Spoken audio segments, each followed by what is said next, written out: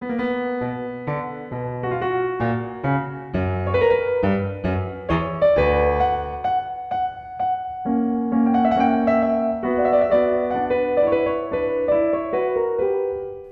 are the classics relevant to modern leaders? What lessons can they learn from Homer, Herodotus, Thucydides, or Aristotle? What can these ancient texts teach us in light of our modern technology and the state of democracy? Hello, this is Anya Leonard, founder and director of Classical Wisdom.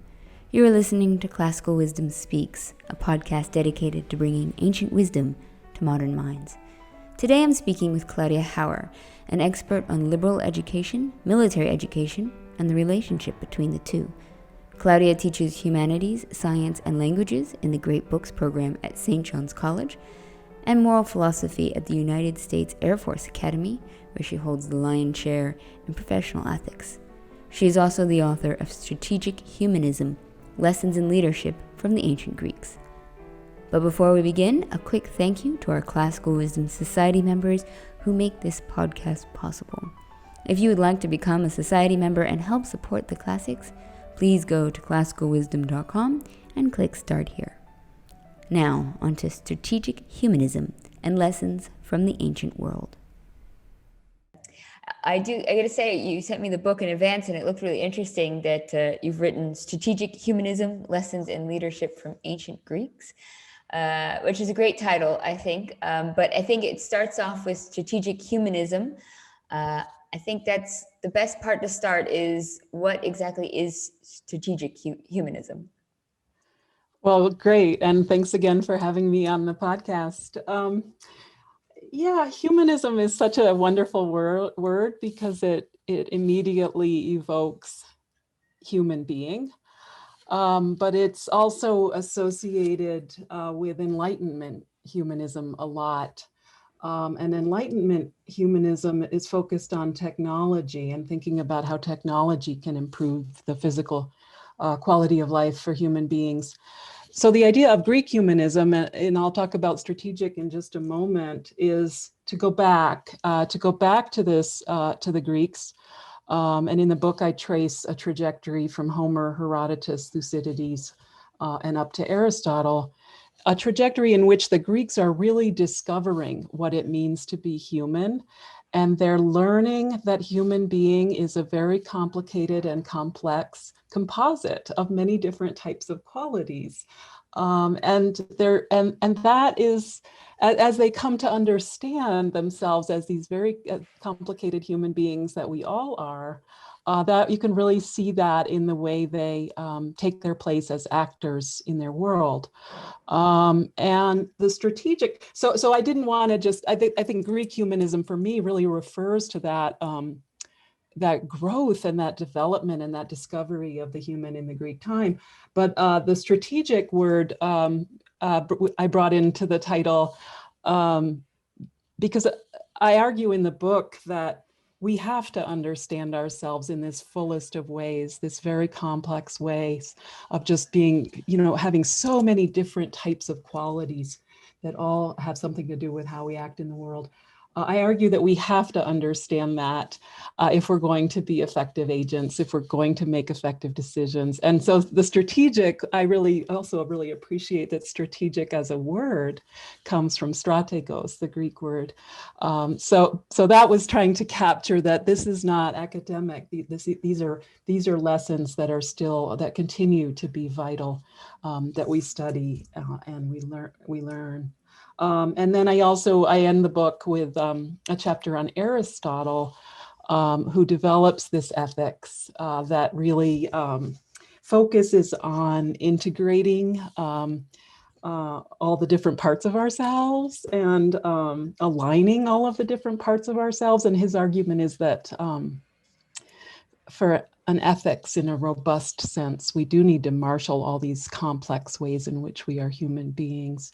So that's the story behind Strategic Humanism, the title, and how it relates to what's in the book. Well, I love that. I mean, I think it's really wonderful to try to encompass what is to be human and humanism, and that it isn't so simplistic, that we do sort of have to take this fuller approach to try to understand ourselves and our societies and our histories, and that in this sort of fullness, there's so many more lessons that we're going to be able to take away from. And you mentioned some of the ancients that you kind of refer to and you draw on, which were Homer and Herodotus, Thucydides and Aristotle. So why did you choose these four, and I guess to the exclusion of some others? Absolutely, and the pain of exclusion has stayed with me, and I hope to continue. The book is really a series of essays, and I hope to be able to continue in that spirit and pick up some other Greek texts, particularly Greek tragedy, which I think is very relevant in the book, although I don't mention it much. But in general, so I should just fill in on a little bit of background. I'm here at St. John's College in Santa Fe, New Mexico, a very great books-oriented place, very committed to the classics. And I wrote this book while I was a visiting professor at the United States Air Force Academy in Colorado, which is a very technocratic, very science kind of minded kind of place. And I think of the book as like my St. John's meets the Air Force Academy kind of experience, because obviously, they're thinking a lot about warfare, and that's very much the mission. And so I in the book, Homer, Herodotus, and Thucydides, obviously, these are all very much war narratives. And I began to think about, is it possible that in this trajectory of Greek war narratives that we see things that maybe cast a kind of lens on our own development here in the United States through our own history of warfare and conflict. So in the book, I argue that in all three of them, Homer, Herodotus, and Thucydides, I argue that the lessons that they have to teach continue to be timeless and continue to be imperative in the military context. Homer's Iliad, obviously was passed down through the oral tradition before it was finally preserved as a text in the 5th century BCE. But I argue that this book, this text, this narrative gives us formative insight into the relationship between war and human beings. So we have this conflict between Achilles, who has merit as a great warrior, and Agamemnon, who has the power as the general. And these kinds of conflicts, I argue, between merit and authority are both fundamental and timeless in warfare. And it's also this kind of rough coalition that the Greeks, of course, it's the Achaeans in Homer, that they put together. This was really the first time they had thought of themselves as a group of people who might act together. So it's the beginning of some nation building, which also resonates in the American story. And then in Herodotus, this, of course, is the first time the Greeks are facing a threat that could wipe them out, that could abolish this little fledgling nation right as it's getting underway. And so Herodotus very much documents this process that you could see as somehow finding some kind of analog in the American Revolutionary War.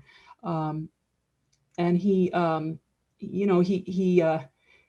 he shows us how fragile and frail this unification is, but that somehow the little tiny fledgling nation of the Greeks is able to fight off 1.5 million Persians and preserve their freedom. It's an amazing story, isn't it? I know. It's awe-inspiring still. Even if you're not into military stories, I still find myself just enthralled by the whole epic, literally. Yeah, I think he's my favorite too. And then, of course, Thucydides documents what we could think of as the Civil War, the war that fractured Greece and pitted the Athenians and their allies against Sparta and their allies. And I also, for me, that these three war narratives also very much illustrate, I think, the way the Greeks came to know who they were as human beings through warfare. And I think that again may be timeless. I think that may be true for peoples. And I also think they were in a really unique position to do it because, the Greek gods didn't hand them the rules in the form of scripture. So the Greeks kind of had to figure it out for themselves. And I end with Aristotle because I argue that in the moral vacuum left by the horrific defeat at the end of the Sicilian expedition and Athens' loss in the Peloponnesian War. I argue that that's like that. It's in that moral vacuum that this kind of ethics that Aristotle offers us, this really robust ethics, could be put together in such a compelling way. They're a great combination. I mean, it's a great.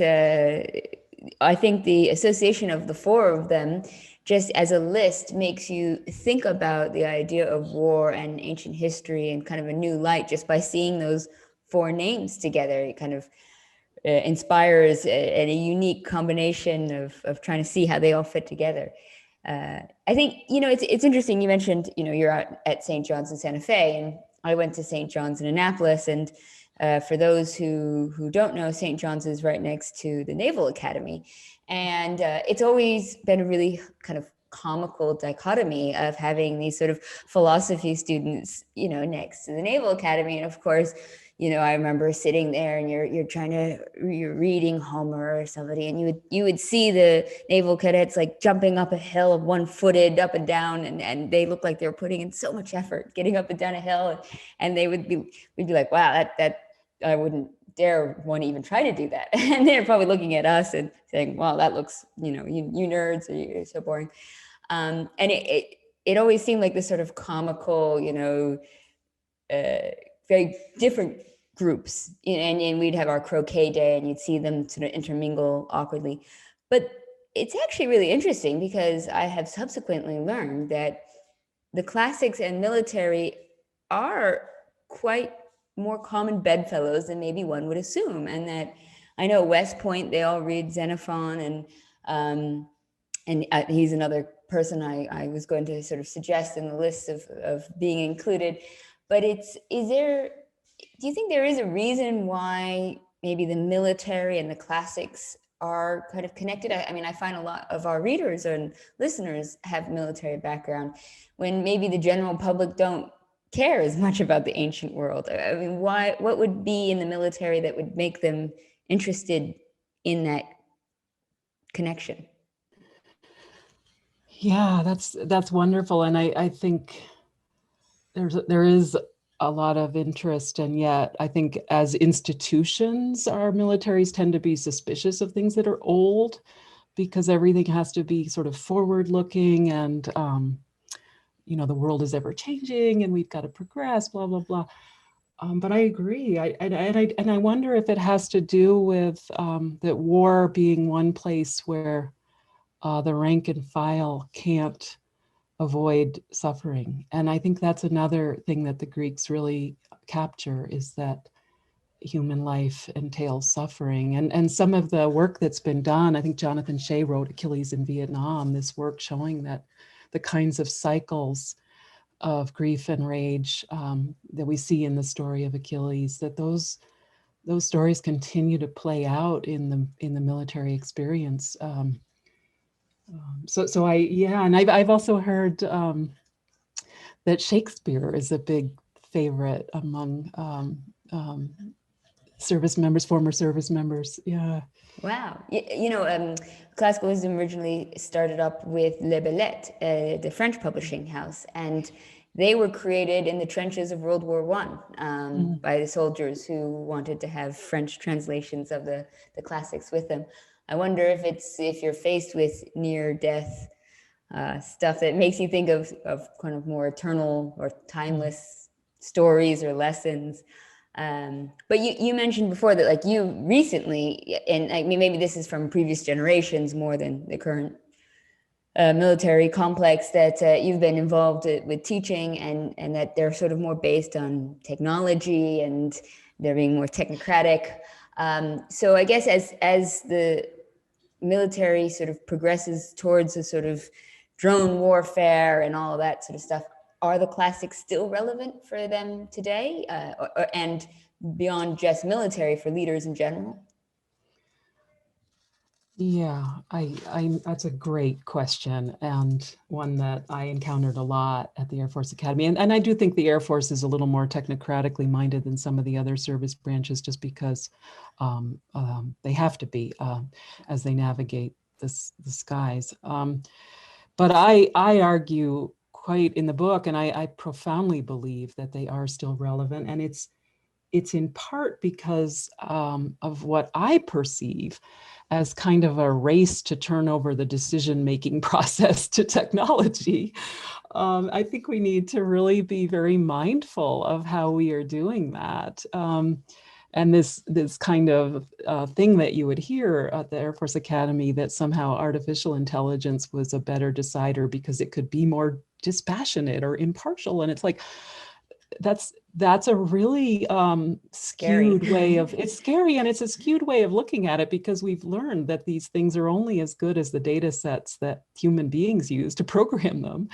And there has been a lot of bias uncovered in artificial intelligence. So I argue that it's more important than ever to become aware of this robust and holistic way of being human, so that we can notice, is it possible that we're just not noticing the ways we're factoring in bias or prejudice into artificial intelligence. And it also just concerns me how, Aristotle has that lovely section in the Ethics on deliberation, right? And he's like, you can only deliberate on things that could be otherwise.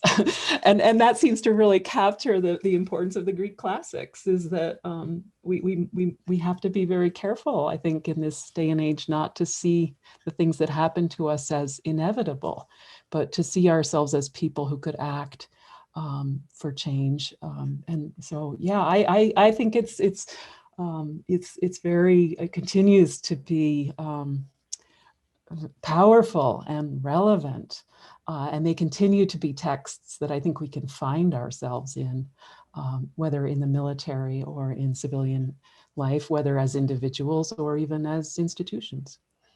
Yeah, I guess it's interesting. You think of like AI or Twitter bots or anything that they like. Part of what they're doing is just being descriptive, like they're scanning for data and stuff like that. But when you're trying to make important decisions, you might want to be proscriptive, like making for a better world. Make choices based on humanity, not just on calculations. And I can definitely see that.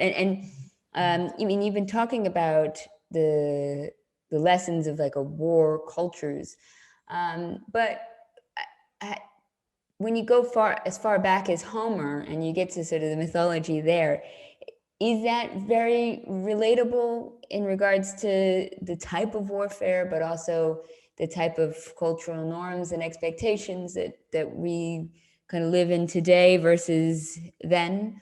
Are they still very relatable for modern leaders? I think so. I know sometimes, especially the Greek gods can kind of throw people off. They're like, what is Athena doing here all of a sudden? She always get involved. Right, she's always right there. But I think so. And I mentioned Jonathan Shea, and I think in Homer, I think we can all appreciate the fracturedness, the war trauma, just what Simone Weil calls, right, the poem of force, where men get turned into things. And so I think that is a lens that we do need to have, and I think we continue to have. And Herodotus, I mean, I know that, people are like, that's not really history. He sounds more like a myth. But I think what he captures that we sometimes don't see is that in warfare especially, there are going to be multiple perspectives. And I don't know why I said especially, because I think even the Black Lives Matter movement has brought this to the fore, that to tell history is to have to bring up multiple perspectives, and even perspectives that maybe you can't sort of verify using some kind of logical record check or something like that. And so I do think that, again, that I would say that is kind of a mirror in which we can see ourselves and see the imperatives, to see beyond this impulse to want sort of rational, distilled, high-sounding narratives, and get into it and see that this is capturing something really special about the complexity of human relationships. Yeah, and I gotta say, Herodotus, I mean, he's been getting a little bit more justification nowadays. Every now and then there's a story that comes out, and one of his descriptions is sort of shown to be true after all these years. So maybe his epitaph of being the father of historical lies will be, updated to not being so negative. I think it's time to give Herodotus a little bit more props than he used to get. Absolutely. He's had a bit of a revival. There have been many. I would trace it back to the mid 2000s. And I think that continues the argument that this becomes more relevant in times of, in times when we're engaging in these conflicts that we don't quite understand and we don't know how we got here. And yeah. So we kind of look at the different time periods of Greek history, and you've got a few completely different wars involved. Would you say that which one would be the closest parallel to where you think maybe America is today? Out of the Homer, Herodotus, and Thucydides, is there one that might be more applicable to our current situation? Oh, I don't know. I mean, I think in the book I try to allow each of them to be what it is, and I do think I think we need to be careful not to limit history. I guess that, that's a great question, and I'm a little suspicious of choosing Thucydides. I think one thing, I just read Thucydides with a freshman seminar at St. John's, and one thing that really stuck out for me on this reading is the way that as the Peloponnesian War progresses, the Athenians managed to reduce every conversation to this question of, well, what's in your self-interest? And so it's very much a story of how this sort of doctrine of expediency sort of takes over Greece. And I think that's very relevant for us. I think people tend to talk a lot in terms of expediency. What's the bottom line? What's the smarter economic choice?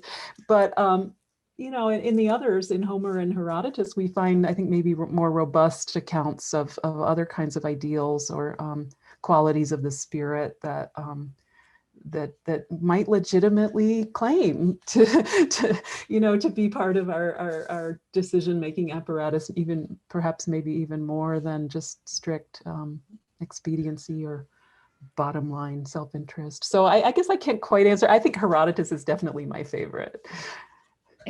Yeah, well, I've interviewed a few other professors who've written about Thucydides in particular, because I think he became kind of popular for ancient parallels. And I mean, I've been asking a few folks, what do you think about the Thucydides trap? Do you think that's like a legitimate parallel or comparison? Like, can we use that to predict our current situation? Well, he says right away at the beginning of book one, he says, I think war is inevitable. And I think that's a conversation we need to have as a country, as a world, because I think it's entirely possible that war is inevitable. But by saying that, is it possible that we make it more likely that war is going to break out? And that, I think, is how I would characterize the Thucydides trap, is that if we become over enamored of what he's doing, we might overlook ways in which maybe some of this type of language, maybe that makes it more likely that there's going to be conflict and less likely that there will be peace. So that's definitely, but it's also very, students, I think for the students, that's the one they pick up and they're like, oh yeah, I can totally see myself in this. I can totally see my world in this. Yeah, that's a great point about the language, and it's interesting because when people do the comparisons of historical, but rising powers, and for those who aren't as familiar with this, Thucydides trap, that the idea that competing powers will lead to war.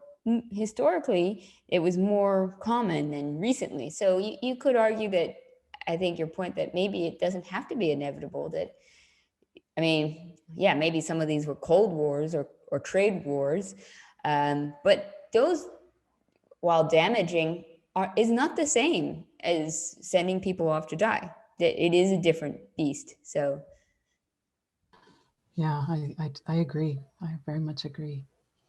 You mentioned technology before, and I did want to ask, what do these sort of ancient insights have to do with sort of our modern technology and also sort of our state of democracy in general as well? I know, and that's a big question. Yeah. No, that's great, and I actually love that you're putting democracy and technology together to be interrogated there. I think that's really important. One thing I do in the book is I have one little essay on Descartes and Bacon. This kind of argument that each made, that science would solve all these human problems, and I am a total believer in science. I'm very grateful for science, but I think we have to be careful not to let science, like, tell us that it could tell us how to be a human being. And that's kind of the separation that I see. So I think it does help to go back to the Greeks, to a kind of pre-technocratic time, when science was still contemplative rather than just ripping things apart and killing things to find out how they work. So that's part of it. But then you also raise the question of democracy, and I think in this respect too, the Greek story should serve as a kind of wake-up call, maybe, for us today, in the sense that obviously our democracy is some recent threats have emerged in the United States to the rise of the demagogue, the way technology, social media platforms have allowed for a kind of mass communication. And that's something that Thucydides really talks a lot about. Granted, he didn't have Twitter or Instagram, but he does really document the way, as technologies improve and communication becomes easier,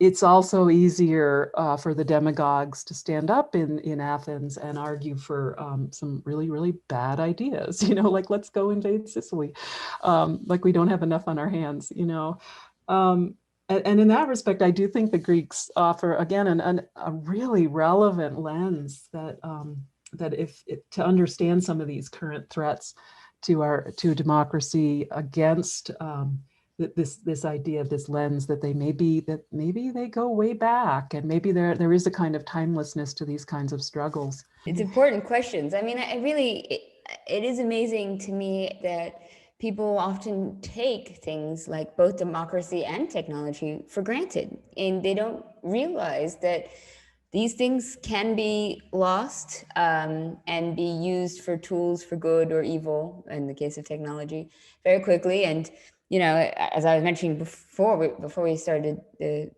talking and recording, that I live here in Argentina, and this place has one of the highest rates of bookstores and theaters per capita. I mean, it's a very cultured place, very education based. People very sophisticated. Almost everybody has a therapist. I don't know what that indicates, but very recently there was a military dictatorship, so it can happen anywhere. And maybe one of the most extreme examples is thinking about Germany in the 30s. I mean, Germany was the bastion of culture, and yet a place that could have such fantastic philosophers and composers and such, even that doesn't stop atrocities from happening. So I think people taking the time out to realize where we stand in history, where we stand with regards to philosophy and our humanity and our humanism, no matter how comfortable you feel you are, wherever you are in the world, it's always worth questioning. Absolutely, and that takes us full circle back to strategic humanism, because it matters. Study and learning and becoming more self-aware, it matters, and we have to take it out into the world. Yeah, I mentioned that strategy comes from the word strategos, which means general, and Aristotle does something wonderful with this in the Nicomachean Ethics. and I grant that there are many, many very, very corrupt generals out there, so it doesn't always play out this way in practice. But in the ethics, this is this idea that everything has to be brought into alignment, and that means from the top all the way down to the lowest of the rank and file, everything has to be brought into alignment. If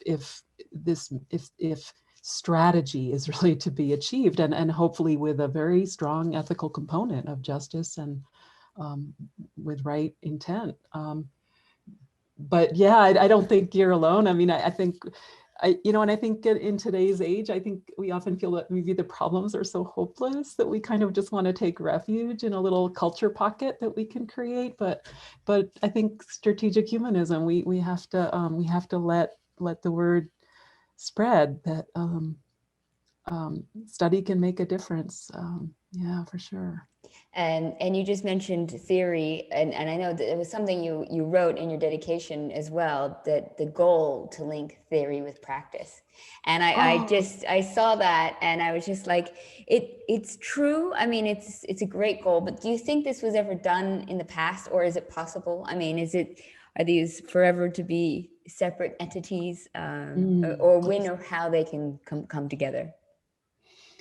Yeah, well, let me just explain the dedication, because the manuscript was rejected because it was perceived as too pragmatic for like, how could you have a book that was both about the classics and also talking about today? And so it finally Isn't found that a good thing? I don't know.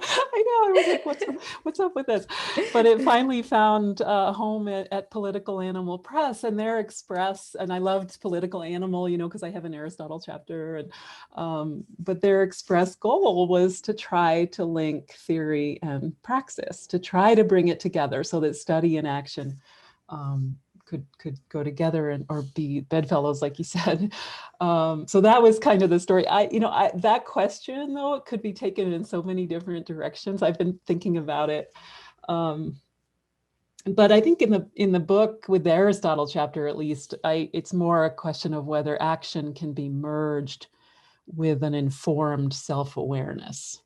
And that I definitely believe, and even Aristotle says that. He's like, well, it's not enough that you did that action. You had to do it in the right way, with the right person at the right time, and using the right tools. And so it's very much built into what you might think of as a theoretical work, the Nicomachean Ethics, that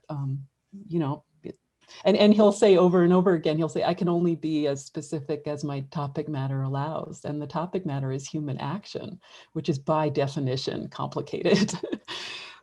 But I could see other directions to take that question too, which are very intriguing. Well, and it's so funny because, I mean, just as you were saying before about the generals, we don't always have good generals, and thinking, okay, here's Aristotle, giving you theory, giving it to Alexander the Great, and what kind of practice then did you get? I mean, how many attempts have we had at philosopher kings that didn't make it? I mean, Nero wasn't really a success, was he? And he had Seneca. Yeah, the problem of the politician, that's a problem I don't go into in the book. I mean, it's more, the book is more, because I do think there are good leaders out there and people with genuine commitments to leadership as a collaborative and ethics based. But yeah, that takes us back to Thucydides, the problem of the politician, right? The person who's going to say anything to please the crowd.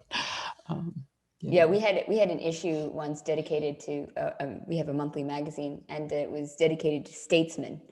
And I was like, we've got to teach ourselves to recognize the difference between politicians and statesmen so that we know where to put our energies in leaders. And I think, tragically, the fact that most people don't know that there is a difference means that politicians can get away with being politicians when they should be held to higher standards. They should be held to the standards of statesmen and stateswomen, of course. That maybe that's an idealistic or naive hope. No, and you kind of had asked why I didn't include people like Plato, and I think Plato is an excellent study for that. He didn't really fit into the book project because he's a bit of an idealist, and the book is very pragmatic. But But that would be a great study, because in the Republic, he really does sketch out how, just like what you said, just that we should set our standards very, very high for our statesmen. And I agree. And that also touches on the problem, the threats to our democracy right now, is that maybe we can't quite tell the difference between the demagogue and the one who truly wants what is good. Perfectly said. I'll finish up because you've been so gracious with your time. But I did want to just comment that we actually ran your article today in Classical Wisdom on Antigone, which I loved, because she is one of my favorite characters from the ancient world. And I've written about her a few times as well. Just being such an independent spirit, standing up for what's right. But I just thought it was such a great article, so I wanted to thank you personally, because I really enjoyed reading it, and I thought it was very interesting seeing her as an outsider, as somebody unnatural. And I mean, maybe you can just recap quickly your premise, because I thought that was really fascinating, and I hadn't read that actually before. Well, first of all, thank you so much, not just for publishing it, but for your endorsement. It really means a lot to me. Yeah, the argument in the piece was that, she's the product of this terrible incest. She shouldn't really have been born by kind of the human conventions, right? And yet she's so human that she just... And so I think she challenges us to think about the way we set up these conventional boundaries around what's human, and we say, past this you shall not go. But Antigone just busts her way through it, and she's like, I am human.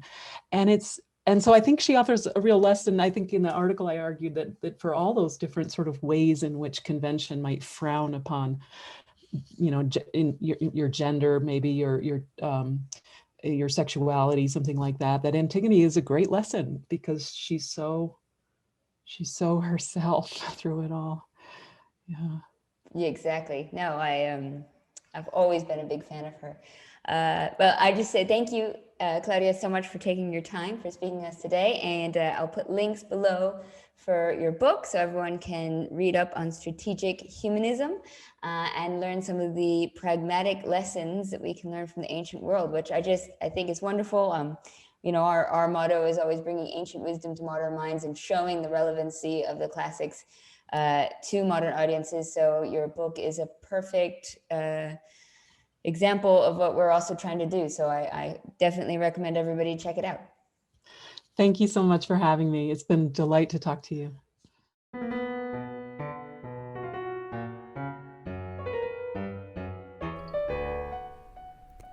Thank you for listening to Classical Wisdom Speaks, a podcast dedicated to bringing ancient wisdom to modern minds. You can find Claudia's book, Strategic Humanism, Lessons in Leadership from the Ancient Greeks, at politicalanimalpress.com.